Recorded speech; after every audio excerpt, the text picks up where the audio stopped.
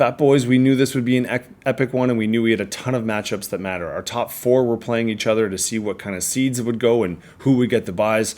We had 2 people in and 2 people out who are playing each other to see win and you're in. So lots to pay attention to. And yes, some of these did come down to the Monday Nighter. So let's get right to a quick chat, very small, about some NFL stuff and jump right ahead to what we all care about, some fantasy talk. This is normally when I go to my notes and I pick a couple things that I thought were interesting from the week, and then a few pictures magically appear to my left or to my right up here, and then I go on and talk about our fantasy leagues. And if I'm saying this, it's because this is going to be a little bit different. Now, this was a huge week for fantasy, but if you like football, it was actually a fairly monstrous week for football as well. A couple teams clinched at least a playoff berth, which again is going to have a knock-on effect eventually with our fantasy leagues. I could talk a little bit more about some of like the Bills game was great. If you had someone in there that, well, not their defenses, but Allen obviously took off. If you had any of the Rams receivers, they obviously scored big for you. Even in the last little bit there, if you had other Cincinnati or Dallas people or you were against them, that was probably a big deal.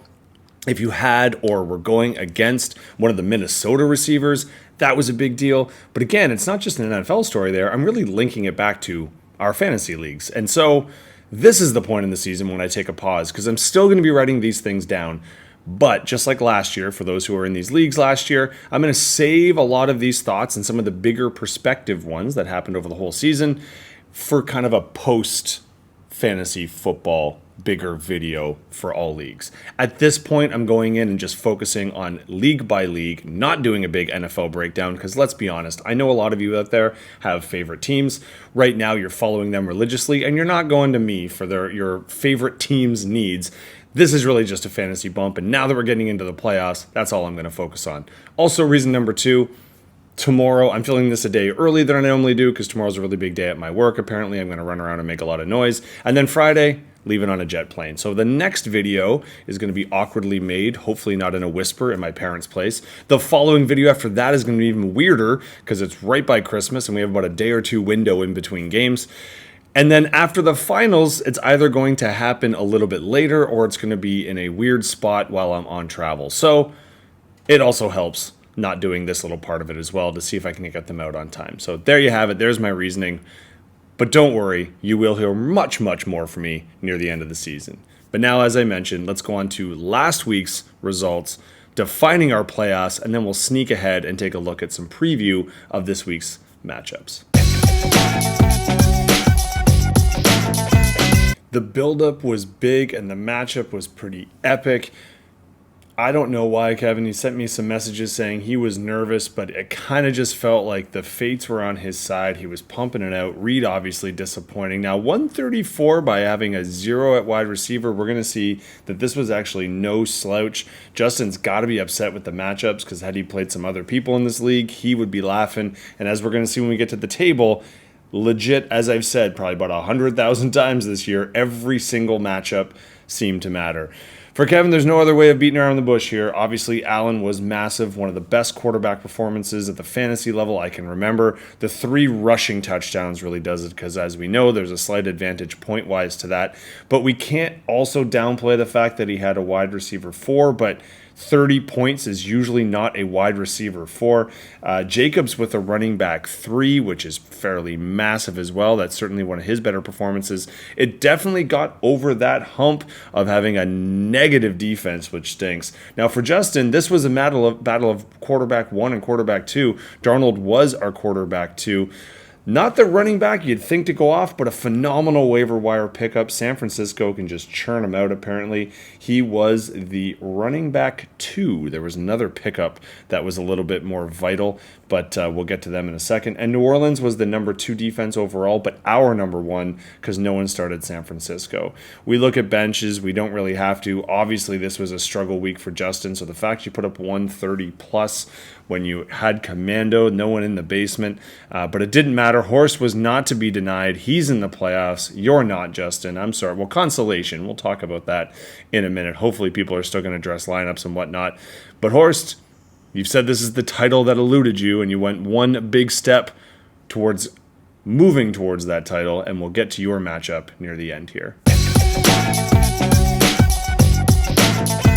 Another cute little coincidence this week is that all 4 top seeds were clinched and they played each other, and they all kind of mattered on the buys and the overall winner. So Jake, 137 was going to beat most teams, not beat Ben, and you had to be feeling bad about that for a second, except when we get to the Monday Nighter. I'm going to wait a little bit. We'll talk a lot about this one here, but the last conversation will be in the next matchup because you were obviously looking at that one as well. You took the L here, but you took the overall win. We had a 4-way tie, technically, for first place. It came down to total points scored, so obviously the consistency over the year was what got you there, Jake, and we'll look about how close in just a second. Now, this was a very tight matchup and actually looked like it could go either way heading into the Monday Nighter. But if you were paying attention, the Monday Nighter was a big one. We had Burrow, we had Lamb, we had Brown, we had Dowdle. So the predictions were off the chart on this one, and obviously you went 4 for 4 on your hits on that one. All 4 of them exceeded expectations, but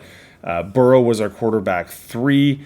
Nacua was our wide receiver 2, so pretty epic. And while the other ones didn't ding the bell, they certainly, if you can get that many points on a Monday Nighter, you're pretty happy with the world. Now, also, we had something kind of funky here. So Tampa Bay was our defense 4, 1-point difference, and Tennessee was technically just out of it. That's how close those ones went. And Jake, on your side, you had the pickup of the week. Charbonnet was the running back 1, and I know that was kind of that last-minute effort. You were going for all the backups, and you certainly got them. It just didn't quite help you out because it wasn't your backups. It was your normal people that really didn't help you.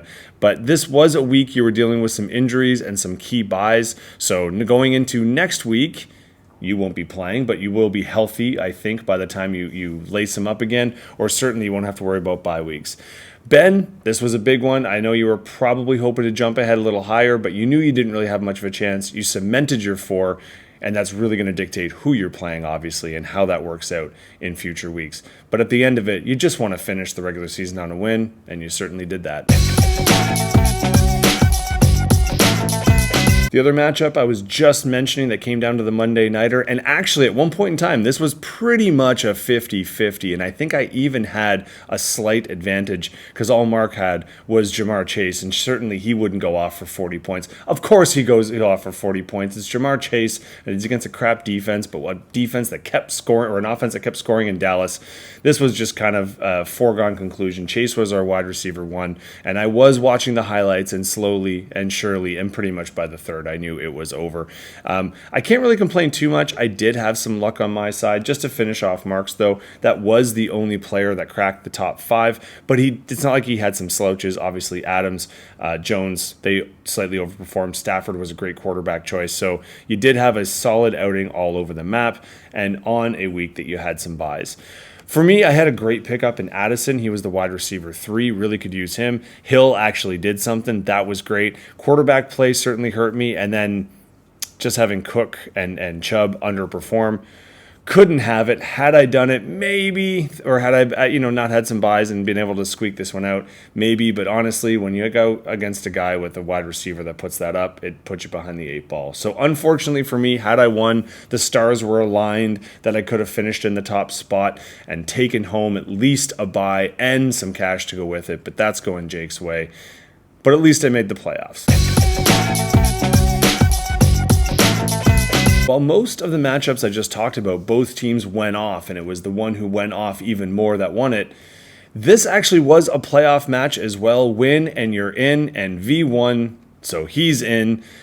B, this was obviously a disappointing showing for you. You were probably hoping a little bit more from your boy Baker. You were hoping for the touchdown streak to keep going. But realistically, you did also have, I just should say before I get too far into it, the tight end won in Kittle's performance, so you're happy with that. Here's the bummer, though, and like I said, we can all go back. I'm not taking a shot, but it's just worth saying. That's part of what I'm doing here. Had Chuba gone in instead of Swift, you'd be in the playoffs, and V wouldn't be. So, just wasn't meant to be. You're in the consolation side. V, you cracked into the playoffs. You're one of the many tied at 500. Crazy that 500 gets you the 6th spot here, but it was just that kind of a season, although we seem to always have these kinds of seasons. For you had the quarterback 5 and the running back 5 in Williams there, and that was enough to squeak by. You definitely had some underperformances. Nothing really too bad. I think Higgins was obviously your low point, and you're hoping for a lot more for him, but maybe you're hoping to save it for future weeks. I'm not sure. Either way, who cares? A win is a win. You made the top 6. now survive and advance. Little bummed about this one. I think Chaz is taking it hard. He's not doing so hot. He had running backs on the bench, could have put one of them in, and actually had he put in White, who was the running back 4, he would have taken this one down. Of course, he wouldn't have made the playoffs, but John actually moved up a little bit because of it, so I am hoping that people keep putting rosters that are competitive in. I get the bummer, but didn't finish that far off. Anyway, John, you did at least put up a bit of a stink on this one and earn it with Tua as the quarterback 4 and Njoku as the tight end 2. Wasn't a huge tight end week. There wasn't a lot of scores to be had. We've had much better tight end weeks. It was much more of a wide receiver week. So in this case, both people, I think you probably, if you have other leagues, were maybe paying a bit more attention. You knew it was very unlikely or almost impossible for you to make it in. But now you're on the consolation side. That gives you a week off, and certainly you don't want to finish dead last, so this gives you the opportunity to dig out of that hole.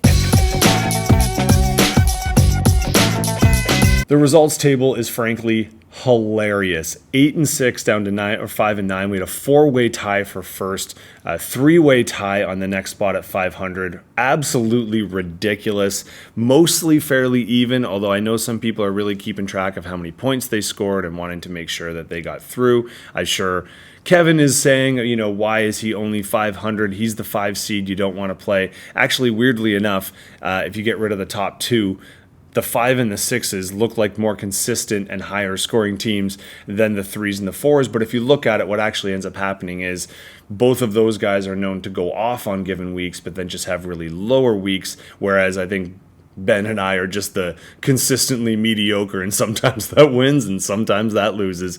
But either way, I think we're jumping ahead. You're going to notice this is not a huge action week. We got our top 2 with buys. We got our consolation that get buys until the next round. So realistically, we have 2 matchups this week to look at.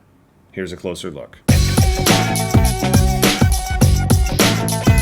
Now, when we get down to this one right now, they're heavily leaning on Ben over Horst, but obviously we know Horst really has kind of that 1-2 punch. I think Allen and Jefferson have dictated your success for most of the year, and I expect this week to be no different.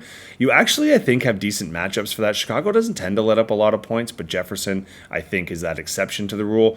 Allen as well, you wouldn't really want to go at Detroit's defense, but if you think about it, Detroit's probably going to score, which means they're going to keep throwing and running, and Allen could be in a shootout here, so that might be to your favor. Your running backs have been really good some weeks, and actually I think the biggest thing is, I'm not jinxing here, they don't tend to really dip, and if one of them does, the other ones usually pick it up. So I think you're probably in for a consistent score, and obviously picking up Baltimore's defense against the Giants, good deal. I do think you probably have some decisions to make. I think you've probably made them, but I don't know if some last-minute adds and drops are in your future.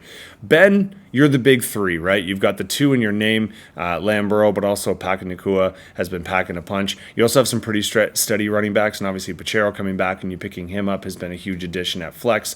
But Dowdle and Brown look like they're going to have good matchups, and they could actually be sneaky on this one. And I would say if you're going to take it down, I might think that might be how you do so. You obviously also picked up Washington's D, which is sketchy at best at times, but is playing an offense that's even sketchier at worst. So I think that's what you're gunning for. I'm also curious with you if you're satisfied with your wide receivers or if some moves are going to happen, because you do have some big point scorers on your bench.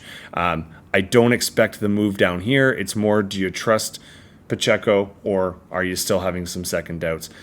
Probably go with the running back, but it wouldn't shock me if one of these guys maybe made an appearance up there. But let's see how that works. Seems like a pretty epic battle. We both have running and throwing quarterbacks from the NFC East that we want to go off. We both have had some ups and downs in our running backs, although Kai Williams probably gets the advantage as the best one of the game that's been most consistent, but the rest of us can go up and down.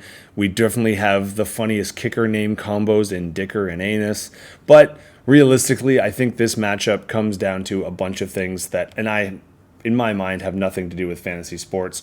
To let you know, Will sent me probably the funniest voice message I've ever heard in my entire life, where he mispronounced a Long Island ice head, I think he called it, and finished with 30 to 45 seconds of giggling followed by whispering Merry Christmas. That's trash talk that you just can't write. That just pretty much comes from a moment and an epic level of genius. So V, my hat is tipped off to you. Obviously, I'd love you to keep advancing and moving on, but not when you're playing me. I can't pretend to think that I'm going to try and care about anyone else's team other than my own. But if someone has to beat me, I still hope it's not you. I just can't help it. Anyway, good luck, buddy.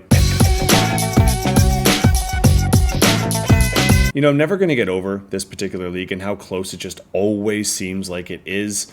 I keep saying that every move matters in this week. It actually showed, right? It did dictate the playoffs. So a lot of you get to take week 15 off. Congratulations on that. I am not one of them. But in this case, it's play to get in the semis. We only have 2 matchups to pay attention to. So I do urge you that even if it's not you, you might want to pay attention to it, because what I think we're seeing is 2 very, very high-scoring teams that just happen to finish 5th and 6th go against a couple teams that have had the ability to score high, but have maybe been in that consistent range. Realistically, let's be honest, last few weeks has come off to who are the 4 to 5 guys who just go absolutely insane, and either do you have them or are you playing them?